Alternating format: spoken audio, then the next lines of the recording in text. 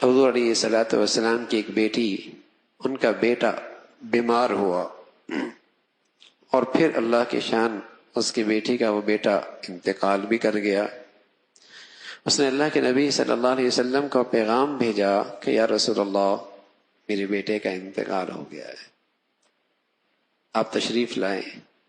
آپ آئے، آپ کے ساتھ سعد بھی تھے، معاذ بن جبل بھی تھے، ابی بن کعب بھی تھے، زید بن ثابت بھی تھے، اور بھی بہت سارے لوگ تھے۔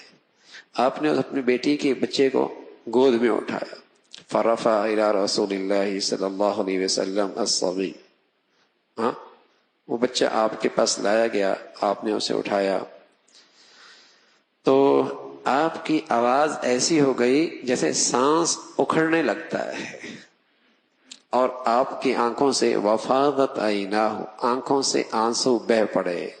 حضرت کہنے لگے یا رسول اللہ، آپ بھی روتے ہیں، آپ بھی روتے ہیں؟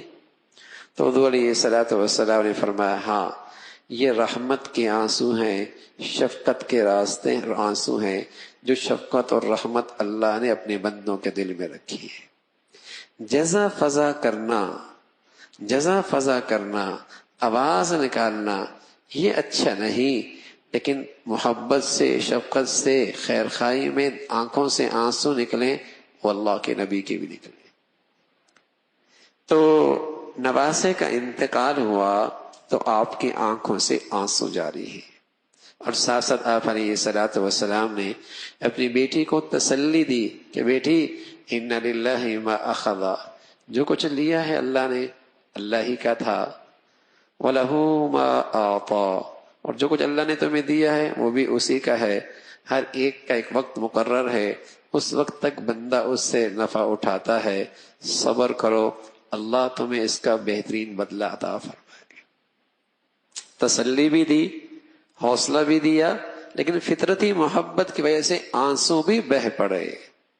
آپ اپنی بیٹی کے غم میں شریک ہوئے، آپ اپنی بیٹی کے اس دکھ کی گھڑی میں اس کے ساتھ رہے۔ حضور علیہ الصلوۃ والسلام نے اس انداز میں پیار دیا۔ اللہ بھائی عمل کی توفیق نصیب فرما دے۔